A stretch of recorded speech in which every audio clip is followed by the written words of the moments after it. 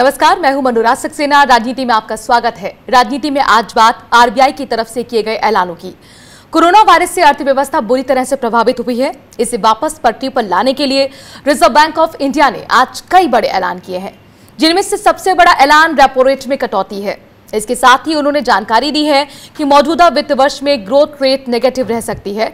उन्होंने ये जानकारी भी दी कि पिछले 2 महीनों के लॉकडाउन में आर्थिक गतिविधियों के ठप रहने से कितना नुकसान हुआ है। लेकिन आरबीआई के इस ऐलान से जो अहम सवाल उठ रहा है वो ये कि क्या सिर्फ सस्ते कर्ज से अर्थव्यवस्था पटरी पर लौट आएगी। सवाल ये भी कि आखिर क्यों 20 लाख करोड़ के आर्थिक पैकेज के बावजूद भी आरबीआई ने जीडीपी ग्रोथ रेट नेगेटिव रहने की बात कही है। अगले आधे घंटे हम इन्हीं सवालों पर चर्चा करेंगे। चर्चा में हमारे साथ शामिल हो रहे हैं इकोनॉमिस्ट प्रोफेसर संतोष मेहरोत्रा, इकोनॉमिस्ट अमन अग्रवाल, साथ ही कुछ ही देर में हमारे साथ जुड़ेंगे आउटलुक के संपादक हरवीर सिंह जी, और हमारे साथ जुड़ रही हैं एआईटीयूसी की जनरल सेक्रेटरी अमरजीत कौर। लेकिन पहले सुनते हैं आरबीआई के बड़े ऐलान। GDP growth in 2021 is estimated to remain in the negative territory, with some pickup in growth impulses in H2 2021 onwards. The end May 2020 release of NSO on national income should provide greater clarity, enabling more specific projections of GDP growth in terms of both magnitude and direction. On the quantum of reduction, the MPC voted with a 5:1 majority to reduce the policy repo rate by 40 basis points, 40 basis points from 4.4% to 4%. Food inflation, which had eased in January, from its January 2020 peak for next 2 months, that is during February and March. Now suddenly they have reversed and surged to 8.6% in April as supply disruptions took their toll, immune to the ongoing demand compression. Prices of vegetables, pulses, oilseeds, milk and cereals emerged as pressure points. तो RBI की तरफ से जो ऐलान किए गए हैं इसके मायने समझने की कोशिश करते हैं। इकोनॉमिस्ट प्रोफेसर संतोष मेहरोत्रा जी, आप ही से चर्चा की शुरुआत करती हूं। आज जो आरबीआई की तरफ से प्रेस कॉन्फ्रेंस हुई है, इससे क्या मैसेज मिलता है? अर्थव्यवस्था को हालात को लेकर क्या इंसाइट मिला है, और जो ऐलान किए गए हैं क्या लगता है अर्थव्यवस्था को बूम करने में, रिवाइव करने में कितने मददगार साबित होंगे? पहली बात तो 4.4 जो दर कम करके 4.4% कर दी गई है, वो तो अच्छा ही किया गया है। उसकी आवश्यकता थी। मगर सवाल आपका वाजिब है कि सिर्फ लोन देने से क्या अर्थव्यवस्था में बूम आएगा, क्या सुधार आएगा, डिमांड बढ़ेगी वगैरह। क्योंकि अगर डिमांड नहीं है तो कोई लोन लेगा क्यों? आप लाख रेट कम कर दीजिए। तो ये बड़ा सवाल तो पूरे पैकेज के संग 90% पैकेज के संग भी रहा है, क्योंकि 90% जो 21 लाख करोड़ का पैकेज है, 90% उसका भाग बैंकिंग एक्शंस के द्वारा है, उसका वो लोन्स द्वारा है और क्रेडिट गारंटीज द्वारा है, और ना कि फिस्कल पैकेज है। और मोटी बात यह है कि फिस्कल स्टिमुलस से ही इस समय काम चलने वाला था, क्योंकि फिस्कल स्टिमुलस सीधे पैसा जेब में डालता है जी, आम आदमी के, कंज्यूमर के जिम्मे। अब ये हो सकता है सरकार की सोच में कि आगे चल के ये करना पड़ेगा, तो आगे चल करके करेंगे, अभी तो नहीं करते हैं। ठीक है, इसी सवाल को लेकर मैं इकोनॉमिस्ट अमन अग्रवाल जी के पास आऊंगी सर मैं आपके पास। अमन अग्रवाल जी, कर्ज की उपलब्धता आप कर देते हैं, आप सस्ता कर्ज दे देते हैं, लेकिन क्या ये इकोनॉमिक एक्टिविटी को बढ़ा पाएगा, वो भी तब जब डिमांड खत्म हो रही हो? देखिए जी, पहली चीज तो ये है कि जो आरबीआई के गवर्नर ने आज कहा, बड़ा ही बैलेंस्ड अप्रोच उन्होंने अपनाई। उन्होंने ये भी बताया कि कहाँ खराबियां हैं, कहाँ कमियां हैं।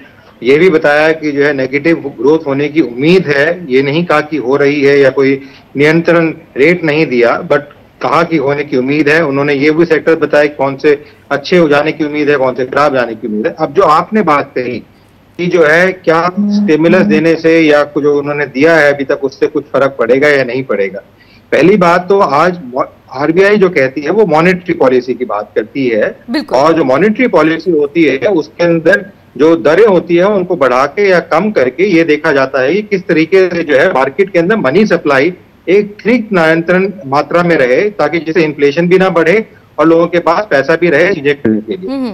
दूसरी बात जो अभी डिमांड की बात की जा रही है, वो डिमांड अभी स्टैग्नेटेड इसलिए है क्योंकि हम लॉकडाउन के पीरियड में चल रहे हैं। डिमांड इसलिए स्टैग्नेटेड नहीं है कि लोगों को डिमांड या चीजें करने के लिए नहीं है। अब जैसे ही मार्केट खुलेगी, मैंने भी और काफी सारे लोग हैं जिन्होंने बाल नहीं कटवाए हैं, एकदम से बार्बर की शॉप बढ़ जाएगी। हो सकता है वहां जहां 100 रुपए लेता था वो 300 रुपए ले, 500 रुपए ले। प्राइवेट शॉप है, कोई सरकारी के महकमे के अंडर तो आती नहीं है कि उसे कह देगा कि फिक्स प्राइस ली जाए उसके अंदर, जैसे दवाइयों के अंदर या मास्क के अंदर किया गया। इसी तरीके से बहुत सारी चीजें हैं जो मार्केट से उठ नहीं पा रही हैं क्योंकि इस समय लॉकडाउन में हैं, और वो डिमांड एकदम से जनरेट होगी। और हम लोग जो है भारतीय विश्व संस्थान पे सर, इसी पर मेरे काउंटर सवाल आपसे, आप कह रहे हैं कि डिमांड, जी आप अपनी पूरी बात रख लीजिए। जी मैं 1 सेकेंड और लूंगा। हम जो रिसर्च कर रहे हैं उसमें देखा हमने अलग अलग periods, war period, pandemic period study किए हैं, और जो पिछले 40-50 साल के अंदर हमने स्टडी किया उसमें देखा गया है कि जब भी ऐसी सिचुएशन हुई, चाहे मैन मेड हो चाहे नेचुरल हो, डिजास्टर्स हो, उसके अंदर इमीडिएटली 6 महीने से साल के बीच के अंदर उछाल एकदम से मार्केट में आता है, बिकॉज डिमांड की भी रिक्वायरमेंट होती है, चीजों की भी रिक्वायरमेंट। पर जब प्रॉब्लम आती है, क्योंकि अभी सप्लाई साइड भी वीक हो गई है, और सप्लाई साइड इसलिए वीक हो गई है कि आपके लेबर्स चले गए हैं, उनकी प्रोडक्शन बंद हुई पड़ी है चीजों की, तो वो भी स्ट्रेंथन करना जरूरी है। बिकॉज जो डिमांड आने की उम्मीद है आगे होने की, वो कैसे मीटअप होगी जब अगर आपका सप्लाई नहीं होगी तो। ठीक है सर, बिल्कुल सीधा सा कैलकुलेशन है, डिमांड बढ़ेगी तभी सप्लाई चेन दुरुस्त होगी, कंजम्पशन भी बढ़ेगा। लेकिन सर मुझे आप ये बताइए, आपने यहाँ पर जो जिक्र किया कि भाई ऐसे हालात अभी हैं, हमेशा तो नहीं रहेंगे, बाल बड़े हैं तो कटने की भी जरूरत पड़ेगी। लेकिन आरबीआई ये भी कह रही है आज की घोषणाओं में कि जो 7% इंडस्ट्रियल राज्य है वो रेड जोन में है या फिर ऑरेंज जोन में। अब इसका मतलब फिर ये है कि चीप लोन अगर आप दे देते हैं तो वो फिर कैसे इकोनॉमिक एक्टिविटी को बढ़ाएगा, जबकि तब बीमारी के हालात आप समझ रहे हैं, 6000 केसेस कल ही सामने आ गए हैं, और जो केसेस जिस दर से बढ़े हैं उसमें तो हम 4th नंबर पर आ गए हैं वर्ल्ड में। देखिए जी, पहली बात तो ये कहना जरूरी है कि अब वर्ल्ड आफ्टर कोरोना की बात नहीं है। We have to live with corona, we have to survive with corona. ये एक चीज जो पिछले 3-4 दिनों में उभर के आ रही है, और सरकारी लोगों ने भी ये कहना शुरू कर दिया है। दूसरी बात, जो आपने रेड एंड ऑरेंज जोन की बात करी, ऑलरेडी काफी सारे क्षेत्रों में हर एक स्टेट के अंदर चीफ मिनिस्टर्स कह रहे हैं कि आप 33% से 50% की खुद के साथ काम करना शुरू कर सकते हैं। इवन जो लोग रेड जोन में या येलो जोन में हैं, उनमें कुछ और नियंत्रण देखते हुए उनको भी कहा जा रहा है कि आप शुरुआत कर सकते हैं। ये नहीं कह रहे हैं कि अब आप हिल ही नहीं सकते हैं, ऐसा नहीं कहा जा रहा है। मैं न्यूज़पेपर कल भी पढ़ा, परसों भी पढ़ा, आज भी पढ़ा, उनमें भी हर एक अलग अलग स्टेट का ये डिसीजन है कि वो क्या किया जाए। तो ये कहना कि जस्ट बिकॉज वो, और दूसरी बात जो आरबीआई कर रहा है वो मॉनेटेरियम की भी बात कर रहा है, रिलैक्सेशन की बात कर रहा है कि जो आपका पैसा आया हुआ था, जो रिलैक्स करने की बात है कि वो पेमेंट करनी है, उसमें पेनल्टी ना लगे, आप डिफॉल्ट में ना जाएं और आप उसको कार्रवाई ना करें। बात कहिए मोरेटोरियम को लेकर मेरा सवाल संतोष जी आपसे है। यहाँ पर मोरेटोरियम को एक बार फिर बढ़ाने की बात कर रही है आरबीआई, कह दिया कि 31 अगस्त हम बढ़ा देते हैं। इसका मतलब तो ये हो गया ना, ये मान लिया गया आरबीआई की तरफ से कि भी ईएमआई को अफोर्ड करने की हालत में लोग नहीं है मिडिल क्लास जिसने कर्ज ले रखा है। तो फिर एक तरफ आप ये मान के चल रहे हैं कि ईएमआई को अफोर्ड नहीं कर सकता है आम जनता, आम लोग, तो फिर कैसे आप ये सोच ले रहे हैं कि भाई लोन ले लेगा? आप बिल्कुल वजह सवाल कर रही हैं। बड़ी सीधी सी बात है कि आप लाख लॉकडाउन खत्म कर दीजिए, जो एकदम से 2 महीने के अंदर 12.25 करोड़ लोग बेरोजगार हो गए हैं। 12.25 करोड़, जो 3 गुना है वो उस दर से जो 2 महीने पहले थी। ऐसी स्थिति में क्या आप सच में ये सोचते हैं कि इसमें एक भयंकर बदलाव आ जाएगा? हम आप बाल कटवा लेंगे, मगर 12.25 करोड़ लोगों को एकदम से नौकरी नहीं मिल जाने वाली है।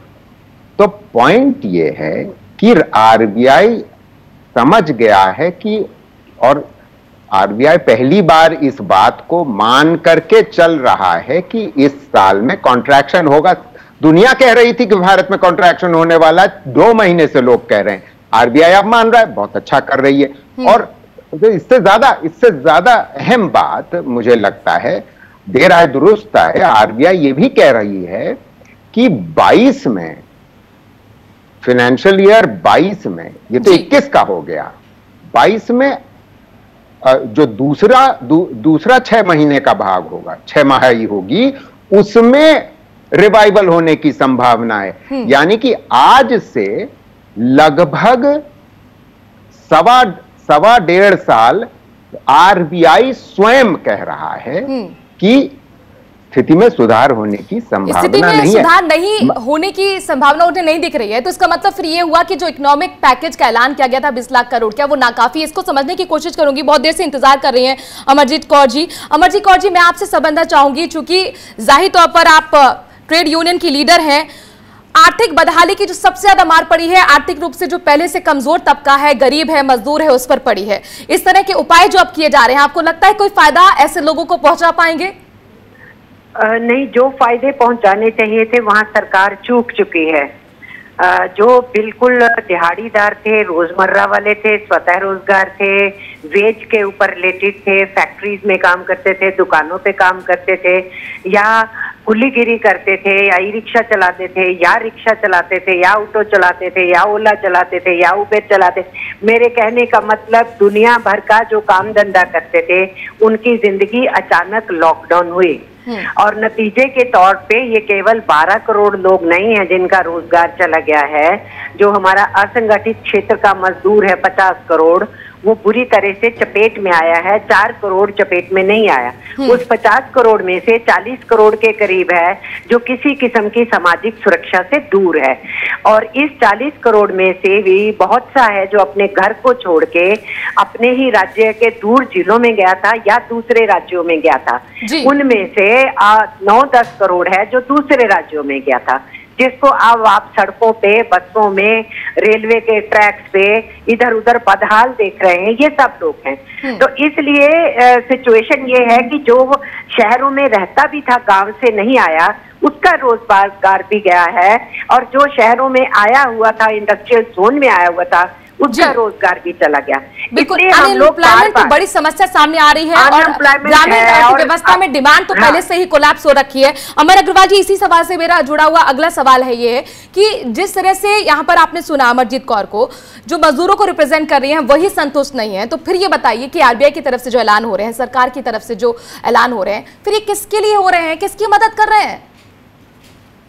देखिए जी, आज तक तो मेरे को कभी भी पिछले 70-80 साल में कोई भी सरकार रही हो, ना मजदूर यूनियन और ना ही जो है विपक्ष के लोग जो होते हैं वो सेटिस्फाइड कभी नजर आए हैं। और ये सिर्फ हिंदुस्तान में नहीं है, विश्व के अंदर है। क्या है, माँ बाप और बच्चों का रिलेशनशिप होता है मेरे विचार में, जो एक सरकार का और जो लोगों का होता है। आप मैं जैसे लोग हैं जो काम कर रहे हैं, उनका जितना भी काम कर ले बच्चे, कभी माँ बाप संतुष्ट नहीं होते। और इसी तरीके से कितना भी जो है माँ बाप काम कर ले, प्रोवाइड कर दे, बच्चे हमेशा मांगते हैं कि हमें और चाहिए। ये देखना जरूरी है, जो गरीब कर की बात हो रही है वो जरूर उसको हानि हुई है, प्रॉब्लम हुई है, और इसीलिए सरकार ने डायरेक्ट बेनिफिट ट्रांसफर भी दिया, खाना भी दिया, और भी मुहिम करने की कोशिश करी है। अमन अग्रवाल जी, चलिए मजदूरों की बात छोड़ दीजिए, मिडिल क्लास पर हम आ जाते हैं। सर ये बता दीजिए कि आप एक तरफ लोन सस्ता कर रहे हैं, ठीक है, रेपो रेट घटाकर, लेकिन कोरोना के संकट में, लॉकडाउन के बाद जब नौकरियां छिन रही हों, जा रही हों, सैलरी कटिंग हो रही हो, सर ऐसे अनसर्टेनिटी के माहौल में कौन लोन लेना चाहेगा? नहीं, बड़ी अच्छी बात करी आपने। पहली बात तो हम या तो मॉनेटरी पॉलिसी की बात करें या फिर फिस्कल पॉलिसी की बात करें। आज फिस्कल पॉलिसी के अनाउंसमेंट नहीं हुए हैं, आज मॉनेटरी पॉलिसी की बात हुए हैं। हम ये शटल कॉक की तरह एक से दूसरे पे नहीं जा सकते हैं। दूसरी चीज, हिंदुस्तान का जो व्यक्ति रूरल इंडिया में रहता है वो कैश रिच है, वो क्रेडिट कार्ड के ऊपर नहीं जीता है, वो लोन लेके नहीं जीता है। दूसरी बात, जो लोन दिए जा रहे हैं इंडस्ट्री की तरफ से, जो डिफरेंट टाइप के लोन मुहिम करा रही है आरबीआई के थ्रू, वो इसलिए ही कराए जा रहे हैं ताकि वो सैलरी भी दे सके, अपना व्यापार दोबारा शुरू कर सके। अगर आपके पास पैसा ही नहीं होगा और पैसा आपके पास आया नहीं क्योंकि आपका माल विक्रय नहीं हुआ, तो आप कैसे आगे काम चलाएंगे? इसीलिए वो लोन देके उनको 1-1 साल का मॉनिटोरियम भी दे रहे हैं कि आप 1 साल के बाद हमें दे सकते हैं, इंटरेस्ट तो लगेगा उसके ऊपर, पर 1 साल के बाद दे दीजिए। अगर रेट भी ज्यादा होगा, आप कह रही हैं कि तो आदमी कहे कि मैं क्रेडिट का रास्ता, लिक्विड मेजर्स का जो रास्ता है वो सही दिशा में सरकार कदम बढ़ा रही है। ठीक है, हमारे साथ जुड़ गए हैं अब हरवीर जी, बहुत देर बाद जुड़ पाए हैं। हरवीर जी, आपका बहुत बहुत स्वागत है स्वराज एक्सप्रेस में। दरअसल आज जो सर आरबीआई की तरफ से ऐलान किए गए हैं, तो जाहिर तौर पर रेपो रेट में कटौती है, तो एक तरफ ये डर है कि इंटरेस्ट रेट कम होगा और जिसका जो सेविंग थी, एफडी थी, उसमें भी इंटरेस्ट रेट कम होगा, घट के लगभग 5% आ रहा है, जो 2008 में कभी 10 या 10.5 मिलता था, जिससे उनकी इनकम थी, रिटायरमेंट के बाद सोचते थे कि इस तरह से उनका घर चल जाएगा। उस मिडिल क्लास के लिए, उन लोगों के लिए तो सर नुकसान ही हुआ, तो फिर डिमांड में तो कटौती हुई। तो मेरा आपसे सवाल है, रेपो रेट घटने से नया लोन लेने की तादाद क्या बढ़ पाएगी? असल में देखिए कि रेपो रेट पहली बार तो कम नहीं हुआ है जी। पिछले कुछ महीनों में, बल्कि साल भर में लगातार बैंक्स ने, ये रिजर्व बैंक ने अपने पॉलिसी रेट कम किए हैं और ये अब 4% पर जो आया है। सवाल है कि लगातार आपका क्रेडिट ऑफटेक घट क्यों रहा है? उसमें तो लगातार गिरावट आ रही थी। उसके अलावा अभी की जो मौजूदा स्थिति है, इसमें तो सरकार की सारी कोशिश होनी चाहिए थी कि डिमांड कैसे बूस्ट हो जी। और आपने इससे, जैसे अभी पहले आप बोल ही रहे थे कि सवाल सिर्फ प्लान इसका पॉलिसी रेट का नहीं है, जो डिपॉजिट्स हैं उनके रेट बहुत तेजी से कम हुए हैं और एक बहुत बड़ी आबादी ऐसे लोगों की है जो कि डिपेंड करते हैं अपने सेविंग्स के ऊपर, तो उनकी अर्निंग्स तो नीचे होती जा रही है। दूसरे, इतना जो लॉकडाउन की वजह से पूरा स्टैंड स्टिल इकोनॉमी में रहा, बहुत सारे लोगों की नौकरियां गई हैं। सबसे पहला स्टेप तो पिछली जो हमारी इकोनॉमिक क्राइसिस में है, डिमांड की क्राइसिस है। आप डिमांड जनरेट करने के लिए लोगों के हाथ में पैसा दीजिए ना, वो तो आप कर नहीं रहे हैं। आप कहते हैं कि आप कर्जा ले लीजिए, कर्जा लेने के लिए ये देखिए जो लोग आगे अपनी फ्यूचर इनकम को लेकर सिक्योर नहीं है, वो कर्जा कैसे लेगा? सब अभी जैसे हमारी दिन में ही बात हो रही थी, तमाम सारे जो एमएसएमई के लोग हैं वो कह रहे हैं कि हम लेके क्या करेंगे कर्जा, क्योंकि हमारा तो डिमांड ही नहीं है। वो ऑटो कंपोनेंट पार्ट वाले हो, वो गारमेंट वाले हो, या उसमें जॉब वर्क करने वाले हो। सबसे बड़ा क्राइसिस है कि डिमांड कैसे किसी तरीके से पटरी पर आए। हाँ। तो क्रेडिट के जरिए डिमांड बढ़ाने का जो रास्ता चुना गया है, संतोष अग्रवाल जी, मुझे ब्रेक पर जाना है, क्या ये आपको सही लगता है? जब आप सरकार कह रही है कि 20 लाख करोड़ का पैकेज हम ऐलान कर चुके हैं, तो फिर आरबीआई क्यों ये कह रही है कि 2020-21 में जो जीडीपी ग्रोथ है वो नेगेटिव रहेगी? क्या इसका मतलब हम ये निकालें कि जो पैकेज का ऐलान किया गया था वो नाकाफी था, या जो पैकेज का ऐलान किया गया था वो असल में उतना पैकेज था ही नहीं? तो ये तो कॉन्ट्राडिक्शन हो गया ना सर। आप सही कह रही हैं, नाकाफी तो है ही है, इसमें कोई दो राय है ही नहीं। और ये मैं आपको बता दूं कि एमएसएमई वालों से हमारी लगातार बात होती रहती है।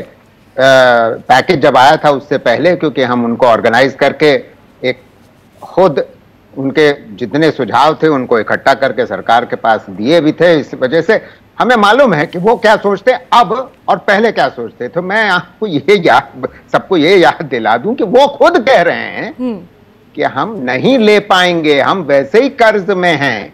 और जहां तक अमरजीत कौर जी के आंकड़ों की पर सवाल उठाने की बात है, मैं अमरजीत जी को ये कह दूं कि जिन आंकड़ों का मैं इस्तेमाल कर रहा हूं वो देशव्यापी सर्वे के आधार पे हैं, वो संगठित और असंगठित क्षेत्र के आधार पे हैं, वो ग्रामीण और शहरी इलाकों के सर्वे के आधार पे हैं। तो 12.25 ही है, उसमें सारे लोग शामिल हैं। और अमरजीत कौर जी को तो ये बात को मान करके मेरी कुछ तो मान लेना चाहिए मेरी बात, कि भाई पहले 3-3.5 करोड़ लोग थे जी, वो 4 गुना हो गया है, तो डिमांड होगी कहां से? मुझे भगवान के लिए मुझे बता दीजिए कि डिमांड कहां से होने वाली है। ठीक है, मेरे को ब्रेक पर जाना है। अमरजीत कौर जी जो सवाल पूछ रहे हैं, संतोष जी उसका जवाब देना चाहेंगी? हाँ, मैं जवाब दूंगी जी। हेलो, मैं ये कह रही हूँ कि जो एनएसएस का सर्वे था वो 2010 का, उसमें 47.3 करोड़ मजदूर बोले गए थे, जिसमें से 43 करोड़ को असंगठित कहा गया था। और अब 10 साल के बाद 1.25 करोड़ प्रति वर्ष नया ऐड होता है जॉब मार्केट में। तो मैं उसको जोड़ करके बोल रही हूँ, मैं बहुत कम साइड में बोल रही हूँ, मैं 57 करोड़ नहीं बोल रही, 54 करोड़ बोल रही हूँ। इसलिए 47.3 करोड़ तो सरकार का एनएसएस सर्वे है जिसके ऊपर पूरे देश के अंदर आंकड़े बनाए थे। ये जो 12.25 करोड़ की ये बात कर रहे हैं, ये सीधा ME प्लस कुछ और जो जॉब सिचुएशन में उनकी बात कर रहे हैं। मैं जॉब वाले और जॉब पैकेज को लेकर माफ करिएगा नहीं, इसलिए ये जो पैकेज आप गलत फरमा रही हैं। आपको क्या मालूम कि मैं किस आधार पर कह रहा हूँ? आपको क्या मालूम कि मैं किस आधार पे कह रहा हूँ? मैं 2020 के अप्रैल के सर्वे के आधार पर कह रहा हूँ जो देशव्यापी है, संगठित है। बोलेंगे तो दर्शकों तक आवाज जाएगी, समझ में भी आएगा। देखिए मुझे ब्रेक के यहाँ पर रुकना है, ब्रेक पर जाने के बाद हम इस पर चर्चा करेंगे कि देखिए 2008 में जब बंदी आई थी तो भी इंटरेस्ट रेट कम कर दिया गया था। उसमें क्या किया था, कॉर्पोरेट के जगत के जो लोग थे, जो प्रमोटर्स थे कंपनी के, उन्होंने बॉन्ड खरीदना शुरू कर दिया था, शेयर खरीदना शुरू कर दिया था, बजाय प्लांट लगाने के या फिर जो सस्टेन करना चाहिए था एम्प्लॉयमेंट उस पे। तो क्या इस तरह की स्थिति तो नहीं आ जाएगी? चुनौतियां भी क्या बची हैं, ये हम समझने की कोशिश करेंगे। एक छोटे से ब्रेक के लिए रुक रहे हैं, जल्द हाजिर होते हैं।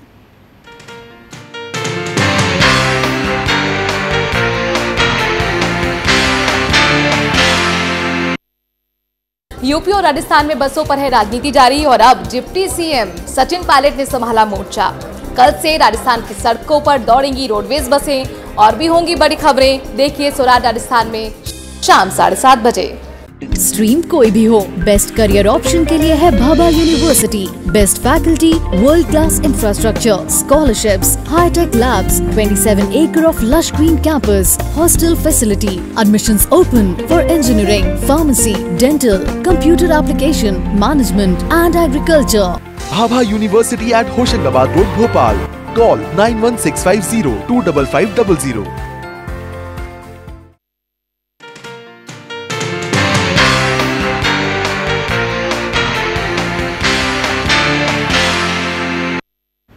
ब्रेक के बाद आपका स्वागत है। आज हम चर्चा इस बात पर कर रहे हैं कि आरबीआई की तरफ से जो ऐलान किए गए हैं, क्या वो इकोनॉमी में बूम अगर कर पाएंगे। हमारे साथ हरवीर जी जुड़े हुए हैं। हरवीर जी, आपसे मेरा सवाल है, आरबीआई ने यह भी अनुमान जताया है कि जो इन्फ्लेशन का टारगेट है 4%, हो सकता है उससे भी कम रहे, लेकिन आम आदमी की जरूरत की जो चीजें हैं, खाने पीने की जो चीजें हैं, वो महंगी हो रही हैं, महंगाई दर बढ़ रही है। तो ये तो दोहरा चैलेंज हो गया ना सर, कैसे फिर मैनेज करेगी सरकार? देखिए, चैलेंज तो है। असल में ये खाद्य महंगाई दर का भी दोहरा मसला है। अगर अभी आप देखो कि होलसेल मार्केट में अचानक तमाम सारी सब्जियों के दाम बुरी तरह से गिर गए हैं। ठीक है, पल्सेस का कुछ इशू है, दालों में कीमतें ऊपर का रुख कर रही है, ये गवर्नमेंट के पास भी स्टॉक्स है, उससे उनको मैनेज करना होगा। तो ये आरबीआई का एक इशू रहता है हमेशा कि महंगाई, और जब महंगाई का जो टारगेट है 4% ±2%, उसका तो उसमें है ही, उसमें दिक्कत क्या है, अभी तो उस लेवल तक नहीं पहुंचा है। और अगर थोड़ा महंगाई फल सब्जी या एग्रीकल्चर कमोडिटीज की बढ़ेगी तो उसमें बहुत ज़्यादा प्रॉब्लम नहीं होना चाहिए, क्योंकि मैन्युफैक्चरिंग प्रोडक्ट्स में महंगाई ज़्यादा आने का चांस नहीं है, ये लगता है उसमें। और तमाम सारे जो अवेलेबिलिटी है प्रोडक्ट्स की वो काफ़ी ठीक है इस समय, इसलिए कोई आशंका जरूर जताई आरबीआई ने, लेकिन कोई बहुत तेजी से स्पाइक आएगा इस तरह की इतनी बड़ी चुनौती आपको नहीं दिख रही है। ठीक है अमन अग्रवाल जी, अब मैं आपके पास जाना चाहूंगी। आज ये खबर आई है चीन से कि जो चीन है वो 1 साल के लिए जीडीपी टारगेट को रख ही नहीं रहा है, उसने ड्रॉप कर दिया ये आइडिया, और उनका फोकस जो है वो एम्प्लॉयमेंट किस तरह से सस्टेन हो, जो लोगों की लिविंग स्टैंडर्ड हो, उस पर फोकस रहेगा। आपको लगता है कोरोना के संकट में ये एक अच्छे मेजर्स हैं और दूसरे देशों को भी इसे अपनाने चाहिए? देखिए जी, चीन की इकोनॉमी है, उसमें एक फर्क ये है कि वो कम्युनिस्टिक स्ट्रक्चर, ऑटोक्रेटिक स्ट्रक्चर है, वहां पे वो एक सिंगल ऑब्जेक्टिव के साथ आगे बढ़ सकते हैं। जो इकोनॉमीज मार्केट ड्रिवन होती हैं, जहां पे डेमोक्रेसी होती है, वहां पे ये सिंगल ऑब्जेक्टिव अप्रोच नहीं चला सकते हैं। रशिया है, चाइना है, ऐसे कुछ और देश हैं अफ्रीका के अंदर, वहां पे ये सब चीजें चल जाती हैं कि ड्रॉप कर दिया जाए।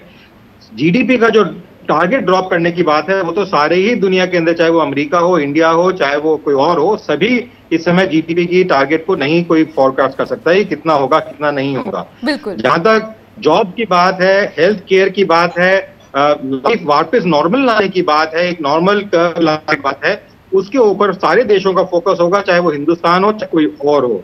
जो ऐसी अच्छी चीज हमें देखने को मिली कि विश्व ने, WHO ने भारत को एक समानता दी कि जो है भारत को एक पदवी दी कि वो हेड को उसको चेयरमैन बनाया, हिंदुस्तान को हिंदुस्तान के मंत्री को बनाया ताकि वो वहां बैठ के हिंदुस्तान की बात भी रख सके एक डेवलपिंग नेशन की। और पहले भी हमने WTO में देखा, चाहे वो पुरानी किसी और की सरकार रही हो, कि WTO के अंदर भी हिंदुस्तान को सराहाया जाता था कुछ चीजों के लिए।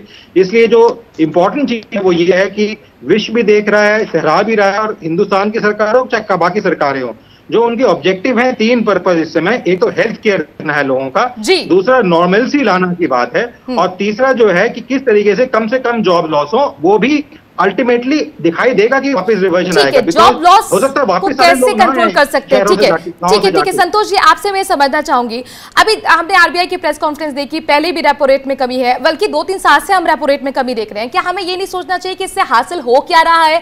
क्या ये फोकस इस वक्त ये नहीं होना चाहिए था कि एम्प्लॉयमेंट कैसे बचे, और जो बेसिक चीजें हैं कि भूख से लोग ना मरे? आप ठीक कह रही हैं, सरकार ने सही कदम उठाया है कि मनरेगा के लिए पैसा बढ़ाया है, क्योंकि 2004 के बाद 15 साल बाद पहली बार ऐसा हुआ है कि लोग शहर से गांव की ओर वापस जा रहे हैं। और इसलिए क्योंकि वहां जनसंख्या बढ़ी है 15 साल बाद, इसका असर ये होगा कि ओपन मार्केट वेजेस जो हैं वो कम होंगी, क्योंकि जब लेबर ज्यादा होगा काम तो उतना ही होगा। तो इसलिए मनरेगा का काम बढ़ाना बहुत अक्लमंदी का काम है, बल्कि उसके आगे भी जाना पड़ेगा शायद सरकार को 6 महीने बाद, कि अधिकतर साल में एक परिवार को केवल 50 रोज का काम दिया जाता है। 100 दिन की संभावना है, तो 100 दिन जब पूरे होने लगेंगे तो सरकार को उसको बढ़ाना पड़ेगा, पहली चीज। दूसरी चीज, सरकार को अब सोचना पड़ेगा कि एक अर्बन एम्प्लॉयमेंट गारंटी शुरू करे, जो क्योंकि अगर अर्बन एम्प्लॉयमेंट गारंटी शुरू करेगी और उसके बारे में अगले 2 महीने में काम हो सकता है, तो उसका असर ये होगा कि माइग्रेंट लेबर वापस आएगा। और उसके अलावा ये सब्स्टिट्यूटिव होगा, यानी कि अगर अर्बन एम्प्लॉयमेंट गारंटी होगी तो लोग मनरेगा में काम उतना नहीं ढूंढेंगे, वापस शहर आने की कोशिश करेंगे। पर काम करना चाहिए सरकार को। अमरजीत कौर जी, वक्त मेरे पास बहुत कम है, इसलिए आपसे संक्षेप से जानना चाहेंगे, क्योंकि बिजनेस स्टैंडर्ड की रिपोर्ट में ये कहा गया है कि जो राज्यों की तरफ से लेबर लॉज में चेंजेस किए गए हैं, यूपी, एमपी, कर्नाटक, पंजाब, राजस्थान, उनको वो सपोर्ट नहीं करते हैं। तो कम से कम आप उपाय से संतुष्ट नहीं थे जिस तरीके से सरकारी आरबीआई की तरफ से उठाए, लेकिन जो ये खबर है कम से कम ये आपको सुकून दे रही है, ये उत्साहित कर रही है? नहीं, मैं ये समझती हूँ कि सरकार को जो हमारी मांग थी कि कम से कम 7,500 रुपया जो इनकम टैक्स पेइज नहीं है उनके अकाउंट में डाले, ताकि उनके हाथ में कुछ कैश हो। और हमने ये कहा था कि जितने MSMEs के लोग हैं उनको कम से कम वेतन सरकार दे अप्रैल मई जून का, उनके ऊपर बोझा नहीं डाले अगर MSME को फिर से बिजनेस में उतरना है। तीसरी बात हम ये कह रहे थे कि FCI के गोदामों के मुंह चलिए, लेबर मिनिस्ट्री ने तो सपोर्ट तय किया है, उम्मीद करते हैं कि केंद्र इस पर कुछ आगे बढ़ के काम करेगी। वक्त मेरे पास कम है। जी क्लोजिंग कमेंट आपसे अमन अग्रवाल जी, आपको क्या लगता है, चूंकि हम 2008 का जिक्र कर रहे थे जिस तरह से, वो मेरा अभी सवाल रह गया है, जब मंदी आई थी तो इंटरेस्ट रेट जब कम हुआ तो उसका फायदा कॉर्पोरेट जगत ने उठा लिया, लोन लेने में, वो बॉन्ड खरीदने में या शेयर खरीदने में। तो कैसे सरकार इंश्योर करेगी कि यहाँ पर एम्प्लॉयमेंट सस्टेन कर पाए इस तरीके की कॉर्पोरेट जगत? ये आपने बड़ी अच्छी बात कही, और सबसे बड़ी प्रॉब्लम सरकार के सामने इम्प्लीमेंटेशन की ही आ रही है। वो इम्प्लीमेंटेशन निर्मला सीतारमण जी ने फरवरी में बजट के बाद भी कहा था कि आरबीआई कितना भी रेट कर दे, अगर लोन जो है, पैसा जो है जिसको चाहिए उसके पास नहीं पहुंचेगा, और उसने अपील की थी कि जो ब्रांच के अंदर जो लोअर लेवल पे ऑफिसर्स हैं उसको करें। और हमने इस चीज को चेक करने के लिए भी फोन किया बैंकों में, पता करने के लिए कि जो सरकार ने सबऑर्डिनेट लोन्स की बात करी है वो मिल पा रहे हैं। अभी तक वो कहते हैं कि उनके पास आरबीआई से इंस्ट्रक्शंस नहीं आई है, किसी को 1 हफ्ता हो गया है बात को, अभी तक नहीं आई है। तो इस चीज को देखना जरूरी है कि इम्प्लीमेंटेशन के लिए जो धरा पे लोग हैं, जो लोग जिनसे पैसा मिलना है, पैसा करके काम करना है, आपको सरप्राइज होगा MSME सेक्टर 20-20, 30-30% पे लोग लोन उठाता है ओपन मार्केट से, तो वहां पे 4%, 3% पे क्यों नहीं उठाएगा? वो उठाने को तैयार है, पर जो देने वाला ऑफिसर है अगर वो ही नहीं देगा तो चाहे सरकार में बैठे, मंत्रालय में बैठे या कहीं भी बैठे काम करना चाहे, यानी कुल मिलाकर इन चीजों को भी सरकार को ध्यान देने की जरूरत है। जी, मेरे पास वक्त इतना ही, माफी के साथ आपको रोकना चाहूंगी। आप सभी मेहमानों को बहुत बहुत शुक्रिया इस चर्चा में शामिल होने के लिए। राजनीति में आज के लिए इतना ही, वक्त थोड़े से ब्रेक का है, खबरों का सिलसिला जारी है स्वराज एक्सप्रेस पर।